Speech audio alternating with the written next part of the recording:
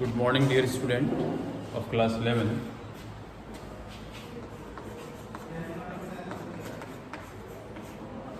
देखिए, पिछले लेक्चर में मैंने आपको सब सेल के बारे में बताया था। 4 टाइप्स के सब सेल होते हैं, SPDF। उनका पूरा नाम जो है शार्प, प्रिंसिपल, डिफ्यूज और फंडामेंटल होता है। और सब सेल में जो इलेक्ट्रॉन को एंटर कराना है उसके लिए हमें पढ़ना पड़ता है अफबाउ प्रिंसिपल। कौन सा प्रिंसिपल बेटा पढ़ना पड़ेगा? Aufbau principal. ठीक है, तो अफबाउ रूल क्या क्या कहता है, जरा इसको देखो। इधर दिखेगा नहीं, उधर यहाँ से अफबाउ रूल है, अफबाउ प्रिंसिपल। ये इलेक्ट्रॉन को एंटर कैसे सब सेल में किया जाता है उसके बारे में बताता है। और इसके लिए बाकायदा एक एनसीईआरटी में सबसे पहले देखिए अफबाउ प्रिंसिपल क्या है। आप इस तरीके से लिखना स्टार्ट करिए। 4 सबसेल हमारे पास है, SPDF। सबसे छोटा सबसेल जो है वो S है, फिर P है, फिर D है और F है। S के पास 2 इलेक्ट्रॉन होते हैं, P के पास 6, D के पास 10 और F के पास 14 होते हैं। तो ये इसके बारे में सब डिस्कशन पिछले टर्न पर हो गया था। फिर से मैं बताया दे रहा हूँ कि S के पास में जो है वो 2 इलेक्ट्रॉन है, P के पास जो है वो 6 हैं और D के पास 10 है और F के पास 14 इलेक्ट्रॉन है। तो इस तरीके से हम लोग स्टार्ट करेंगे। सबसे पहले S आएगा 1s, 2s, फिर 3s, 4s, 5s, इस तरीके से। अब इन 2 को हमें हटा देना है और 3s के सामने आना है, यहाँ से स्टार्ट करना है 2p। ये बनाने का एक तरीका है, 3p, 4p, 5p, नीचे भी इस तरीके से चले जाएंगे। फिर इन 2 को हटा देंगे और 4 के सामने आ जाएंगे, यहाँ हो जाएगा आपका 3d, 4d और 5d। फिर इन 2 को हटा लेंगे और इसके आगे आ जाएंगे, यहाँ हो जाएगा आपका 4s। देखिए, सबसे पहले इलेक्ट्रॉन जो है वो एंटर करेगा 1s में। अब उसके बाद ये इलेक्ट्रॉन यहाँ से ऐसे घूम के जाएगा, अब ये पहुँचेगा 2s में। 2s के बाद में ये इलेक्ट्रॉन यहाँ से चला ऐसे 2p और 3s में आएगा। 3s के बाद में इस तरीके से हम चले 3p और 4s में आ गए। फिर ऐसे चले यहाँ से इस तरीके से रहे। तो देखिए, सबसे पहले इलेक्ट्रॉन जो एंटर करा वो 1s में एंटर करेगा। किसमें करेगा? 1s में। 1s के बाद में ऐसे जाएगा, किधर पहुंच गया? 2s में। 2s के बाद में यूँ चला, कहाँ आ गया आपका? 2p। 2p के बाद फिर देखिए आप, 2p के बाद में क्या आ जाता है? 3s। 3s के बाद फिर इस तरीके से घूम के पहुँचे हम, कहाँ पहुँच गए? 3p। इधर रखिए फिर 3p। 3p के बाद में फिर इधर कहाँ पे आ गए बेटा? 4s। 4s के बाद में फिर ऐसे चले, कहाँ चले? 3d। 3d के बाद में फिर कहाँ आ गए? 4p। 4p के बाद में फिर कहाँ आ गए? 5s। इस तरीके से हम इलेक्ट्रॉनिक कॉन्फ़िगरेशन करेंगे। अब अफबाउ का जो स्टेटमेंट था वो ये था कि इलेक्ट्रॉन पहले उस सबसेल या ऑर्बिटल में एंटर करता है जिसकी एनर्जी कम होती है। इलेक्ट्रॉन फर्स्ट एंटर इन दो subshell which have less energy level. जिसका एनर्जी लेवल कम होगा उसमें इलेक्ट्रॉन पहले एंटर करेगा और जिसका एनर्जी लेवल ज़्यादा होगा इलेक्ट्रॉन बाद में उसमें एंटर करता है। क्लियर? अब ये जो आया है निकल के, ये जो लाइन आपने देख रहे हैं, ये लाइन इस पैराग्राफ जो ये अभी स्ट्रक्चर बनाया था उस तरीके से निकालने की ट्रिक होती है, आपको इस तरीके से सीखना है। अब दूसरा क्या था, पाउली नाम के साइंटिस्ट ने क्या किया, n+l रूल दिया और n+ रूल के अकॉर्डिंग जो है बताया गया। कुछ इसके रूल थे, वो क्या थे देखिए। SPDF इनके लिए L की वैल्यू कांस्टेंट होती है 0, 1, 2, 3। ये बेटा L के लिए कांस्टेंट वैल्यू है। L के लिए इसका वैल्यू 0 होता है, P का वैल्यू 1 होता है, D का वैल्यू 2 होता है और F का वैल्यू कितना होता है? 3 होता है। अगर मैं आपसे बात करूं कि 1s के लिए बताइए, तो देखिए 1s के लिए n का वैल्यू कितना आ रहा है? n का वैल्यू बेटा 1s के लिए कितना आ रहा है? 1 आ रहा है। और L का लिए देखिए 0 है, यहाँ पर S की वैल्यू कितनी आ रही है? 0। तो ये टोटली कितना आ गया वैल्यू? देखिए L+ जो n+l रूल लगा रहे हैं ये वाला, n का मतलब होता है नंबर ऑफ सेल, तो नंबर ऑफ सेल कितना है 1s के लिए 1। अब इलेक्ट्रॉन s में एंटर करा तो उसके लिए वैल्यू कितनी आ गई 0, तो ये 1 हो गया। फिर हमने 2s के लिए लगाया, 2s के लिए n की वैल्यू कितनी आ जाएगी 2, s के लिए कितना है 0, ये वैल्यू कॉन्स्टेंट है, इसके लिए वैल्यू 0। उसके बाद मैं 3s का करूँगा, तो 3s के लिए वही 3 + 0 = 3।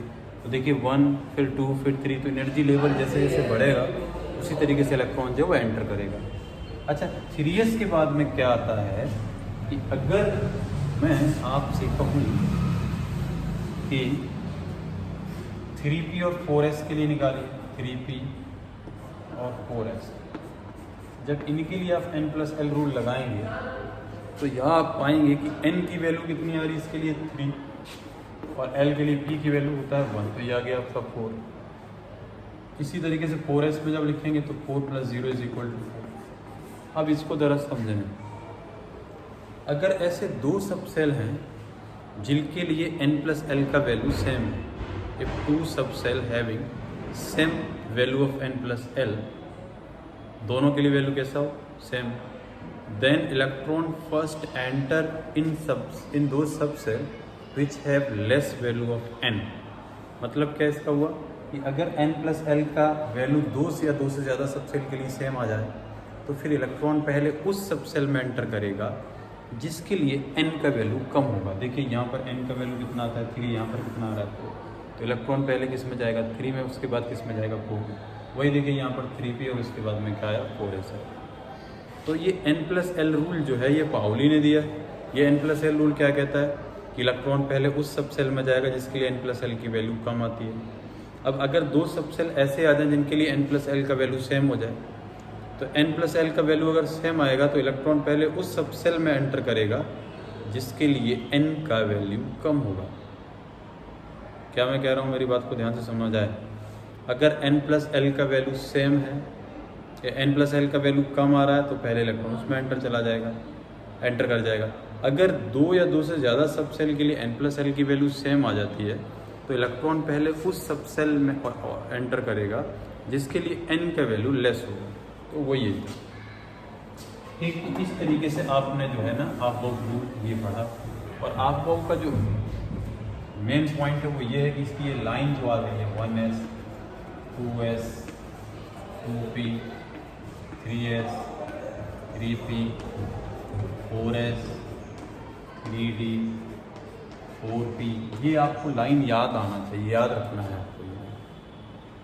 अब इसका फ़ायदा क्या है, जैसे आपसे बोला जाता है कि सोडियम का एटॉमिक नंबर 11 है, इसका क्लासिफिकेशन करिए। तो जब आप इसका क्लासिफिकेशन करेंगे तो ये क्या होगा 1s2। क्यों? क्योंकि हमें पता है s के पास कितने इलेक्ट्रॉन होते हैं 2, और p के पास कितने होते हैं 6, d के पास 10 और f के पास 14। तो आप देखिए सबसे पहले इलेक्ट्रॉन किस में चला गया s में, तो 1s कितना हो गया 2। उसके बाद इलेक्ट्रॉन किस में जाएगा 2s में, तो यहाँ आ जाएगा 2s2। उसके बाद इलेक्ट्रॉन किस में जाएगा p में, तो यहाँ आ जाएगा 2p, और p में कितना रह सकता है 6। उसके बाद इलेक्ट्रॉन किस में जा रहा है 3s में, तो s में कितना इलेक्ट्रॉन एंटर करेगा 1। क्यों? क्योंकि इसके पास 11 इलेक्ट्रॉन है, 10 तो ऑलरेडी भर चुके, तो बचा हमारे पास तो एक ही, तो एक इलेक्ट्रॉन कहाँ चला जाएगा 4s में चला जाएगा। इसी तरीके से अगर हम Cl के लिए निकालें, क्लोरीन का अगर हम डिवाइडेशन करें तो क्लोरीन का भी इसी तरीके से होगा 1s2 2s2 2p6 3s2 3p5, क्योंकि ये हो समझ पा रहे हो ना। तो इस लाइन के अकॉर्डिंग हमको ये इलेक्ट्रॉनिक कॉन्फ़िगरेशन करने पड़ेंगे। और इलेक्ट्रॉनिक कॉन्फ़िगरेशन करने के लिए आपको ये लाइन याद होना चाहिए। जैसे आपसे बोला जाता है, बड़ा सा आता है कि Mn25 का कॉन्फ़िगरेशन है। अब अगर हम Mn25 का कॉन्फ़िगरेशन करें तो सबसे पहले तो इलेक्ट्रॉन जाएगा 1s में, 1s2 फिर 2s2 फिर 2p6 3s2 3p6 4s2। अब 3d हो तो सकते हैं हमारे पास 3d 10, 3d कितने हो सकते बेटा 10, बट आप देखिए इलेक्ट्रॉन हैं कितने आपके पास, तो 2 4 6 10 2 12 6 18 तो 20, तो बचते कितने 5 इलेक्ट्रॉन। तो वो 5 इलेक्ट्रॉन कहाँ एंटर कर जाएगा d में एंटर कर जाएगा, तो यहाँ पे हो जाएगा आपका 3d 5। राइट। अगर आपसे पूछा जाता है कि Zn 30, Zn का कॉन्फ़िगरेशन करिए, तो इसी तरीके से Zn का करेंगे 1s2 2s2 2p6, फिर क्या आ जाएगा बेटा 3s2 3p6, क्लियर। फिर हो जाएगा 4s2 और 3d10। तो इस तरीके से इनका हम क्लासिफिकेशन करते हैं और ये अबाउट प्रिंसिपल है। क्रोमियम और कॉपर में 2 में एक्सेप्शन होता है और उनका एक्सेप्शन जो है इसी से आपको क्लियर हो जाएगा, स्टेबिलिटी की वजह से ऐसा होता है। जो क्रोमियम है उसका एटॉमिक नंबर 24 होता है। जब इसका हम कॉन्फ़िगरेशन करते हैं 1s2 2s2 2p6 3s2 3p6 4s2 और 4s2 के बाद में क्या आ जाएगा, यहाँ पे देखिएगा 3d4 आ जाएगा। 4s2 के बाद इधर क्या आ जाएगा 3d4। लेकिन ये कॉन्फ़िगरेशन नहीं रहता है, इसका चेंज हो जाता है और यहाँ आता है आपका 4s1 और 3d जो है वो 5। ये स्टेबिलिटी की वजह से ऐसा होता है। d ऑर्बिटल अगर हाफ फिल्ड है तो ज़्यादा स्टेबल होती है, स्टेबिलिटी की वजह से ये चीज़ें हो जाती हैं। अब इसके आगे मैं आपको नेक्स्ट लेक्चर में बताऊंगा। आप इतना जो है इसको तैयार करें, इसके नोट्स बनाएं। Okay, thank you.